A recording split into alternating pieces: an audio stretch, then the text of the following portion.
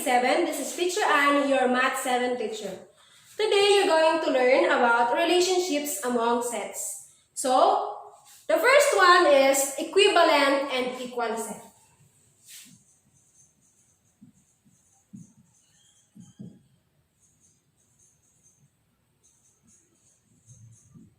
So, what do you mean by equivalent sets? So, when we say equivalent sets, there are two or more sets having the same cardinality, meaning to say they have the same cardinality. So, from our previous discussion, I've already mentioned about cardinality as the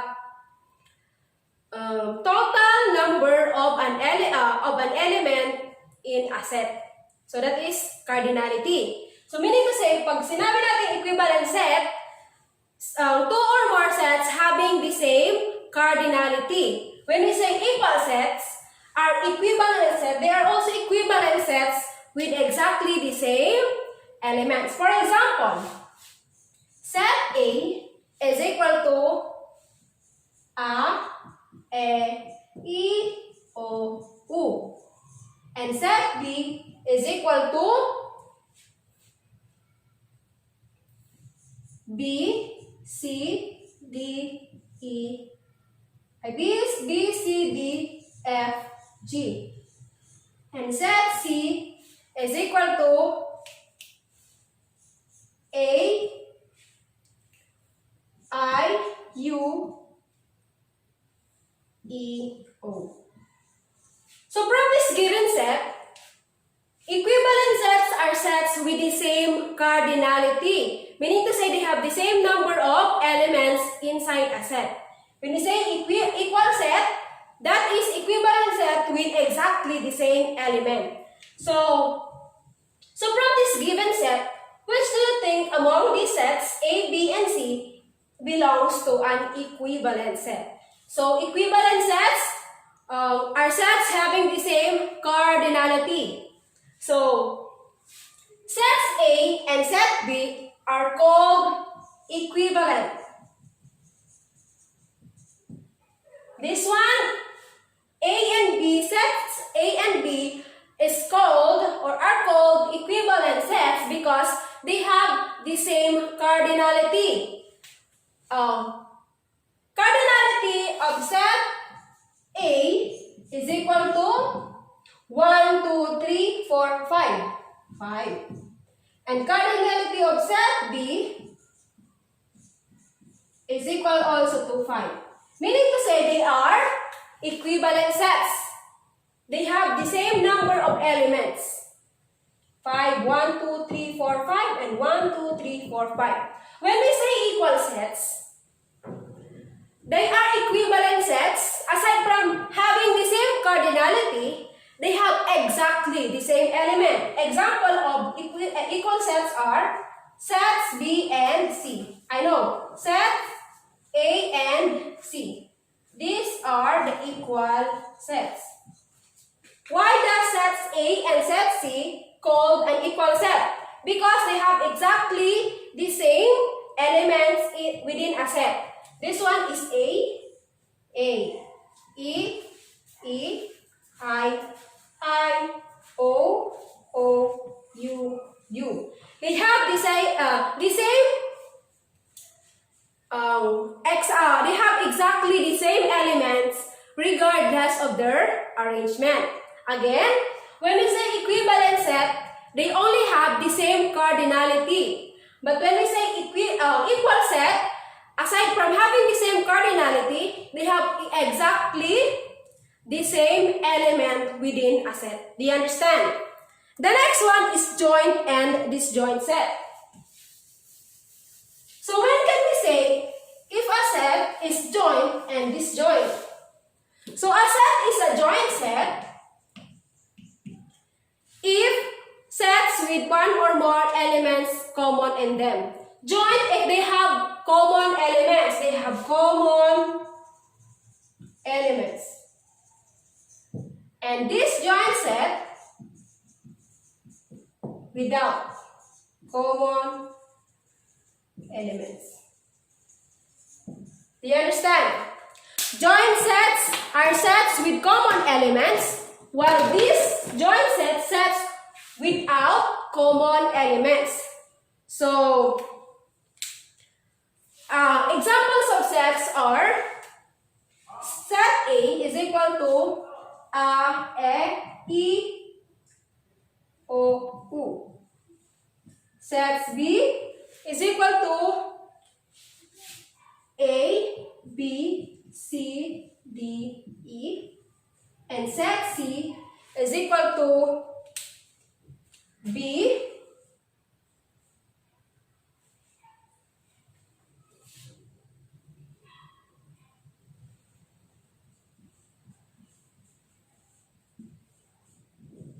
so sets A contain A, E, I, O, U, set B, A, B, C, D, E, and set C, B, C, D, F, G. So observe the given sets. Which do you think among these sets is a joint and which do you think is a disjoint set? So joint sets are sets with common elements, while disjoint sets are sets without common elements. So from these given sets, which do you think is a joint set? So sets A and B are joint set because their common elements are A and E. They have common elements A and E. That's why A and B are called joint set. Aside from A and B, is there any set called aside from A and B, is there any other joint set from these given sets? Yes or no? Aside from A and B, is there any joint sets aside from A and B? Of course, there is sets B and C. Sets B and C is also a joint set because they have common elements B, C, D. B, C, D. B, C, D are elements common from common in sets B and C, while A and B have common elements A and E. So A and B are joint sets and B and C are also joint sets. So how about this joint set? Which do you think among these sets are this joint set? So sets A and C are called disjoint. This one is are joints. Joint set, while this one is disjoint set. Why is A and B called a disjoint set? Because the elements of set A are A, E, I, O, U, while set C is B, C, D, F, G. They have no elements in common. That's why sets A and B are called disjoint set. The next one is the universal sets and subset.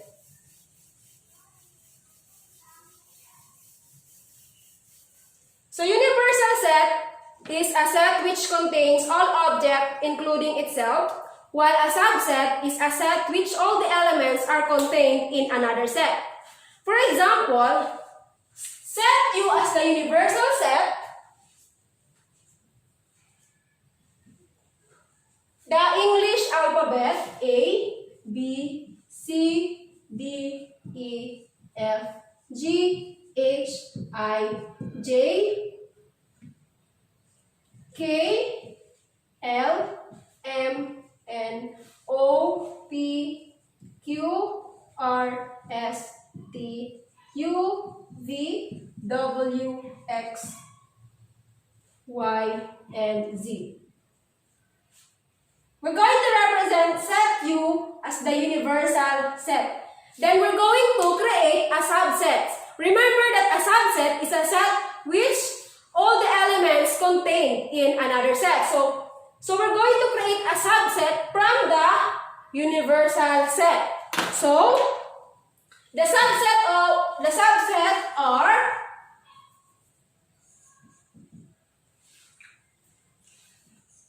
A, E, I, O, U,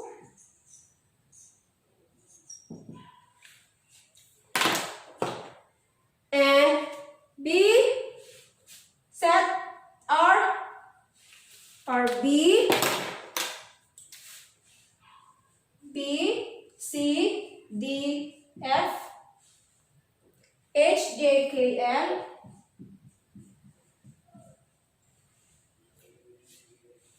M, N, P, Q, S, T, V, W. Then subset S contain A, B, C, K, L. So this and set T are all the alphabet also. A, B, C, D, E, F, G, H, I, J, K, L, M, N, O, P, Q, R, S, T, U, V, W, X, Y, and Z. So, Q, R, S, T are called the subsets because their elements are taken from the universal set. So, universal set contain all the elements of the subsets, and the subsets the elements of the subset are contained from the universal sets. So, means to say, subsets are the small part or small set taken from the universal set. So look at the figure below. That is the illustration of the given example. The letters or the elements inside the Venn diagrams or the Venn diagram are the subsets. And so set U is the universal set. So what can you say about proper subset? When we say proper subset, a set is a proper subset of B if there is at least one element in B which is not in A. So from this given example, these are called subsets. Q, R, S, T are called subsets of, and set Q is called the universal set. When we say proper subset, is a subset if there is at least one element, one element in B which is not in A. So from this given subset Q, R, S, and T, set Q, R, and S is called or are called proper subset. They are called proper subset.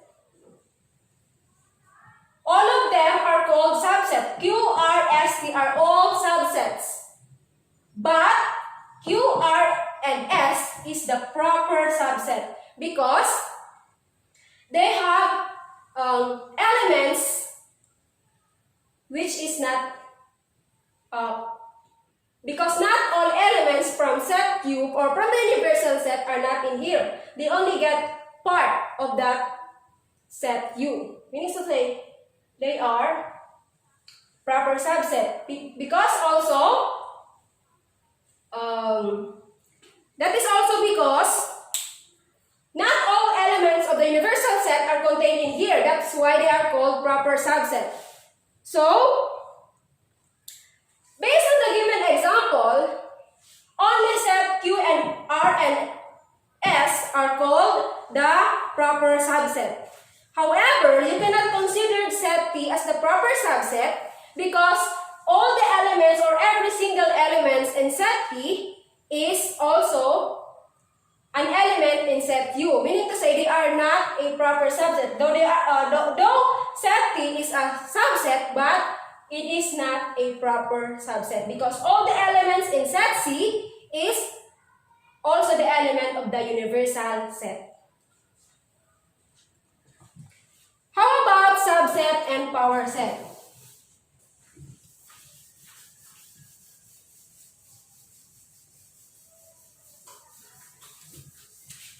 So when we say subsets and power set is a set of all subsets of a set.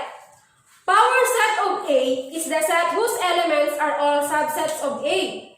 It is denoted by power set of A.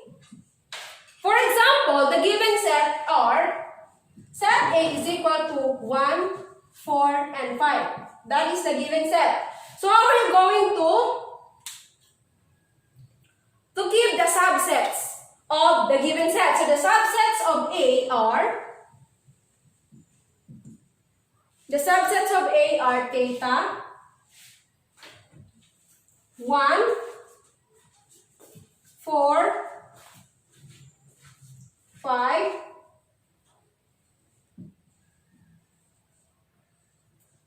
1, 4,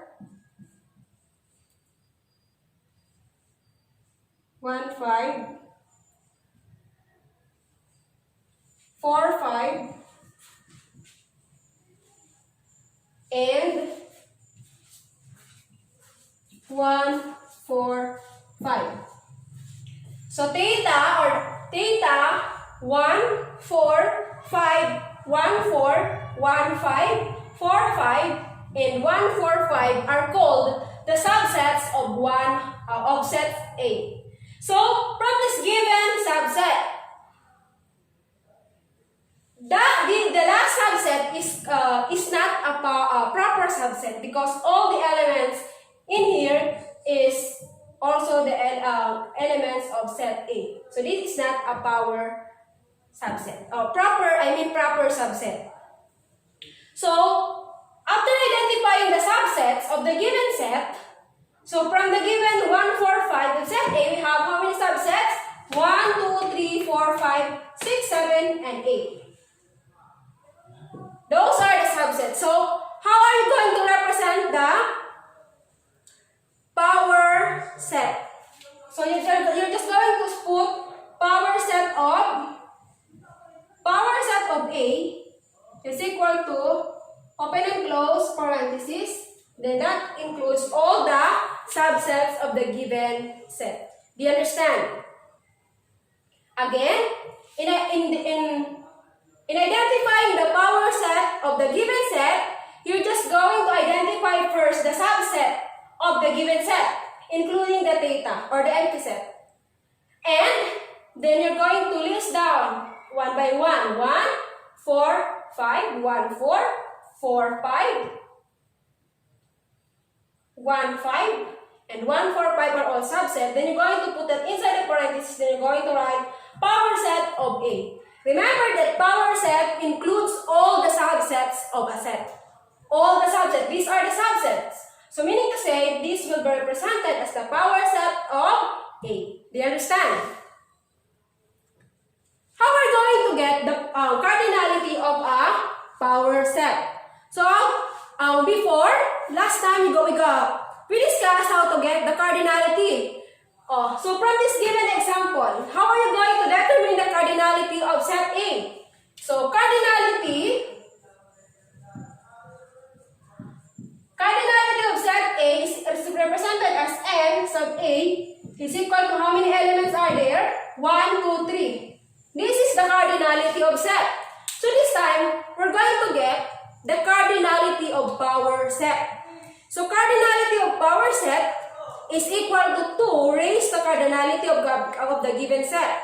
It implies that the total number of subset of a set A is always equal to 2 to the power of the cardinality of set.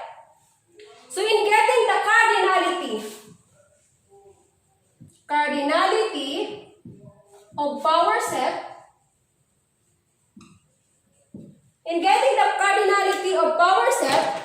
we're going to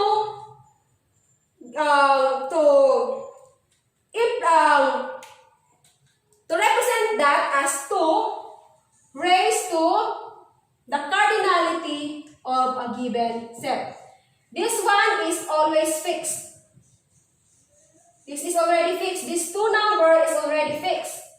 Always remember that. Cardinality of power set is 2 raised to the power of the cardinality of the given set. So the cardinality of the given set is 3. So we're going to write 2 to the power of 3. This one is the cardinality of set A, 3. Then this 2 is the fixed number of getting the cardinality of power set. Always remember fixed number, then you're just going to write the cardinality or count the number of elements within a set as the exponent. This number 3 is the cardinality. 1, 2, 3. That's why it's 3. Then we're going to simplify 2 to the power of 3 as 2. 2 times 2 times 2. So the cardinality of power set is represented as n, open braces, power set of A is equal to 8. So this is how we're going to get the cardinality of power set. So that's all for today. I hope you learned about the different relationships of sets and then finding the cardinality of the power set.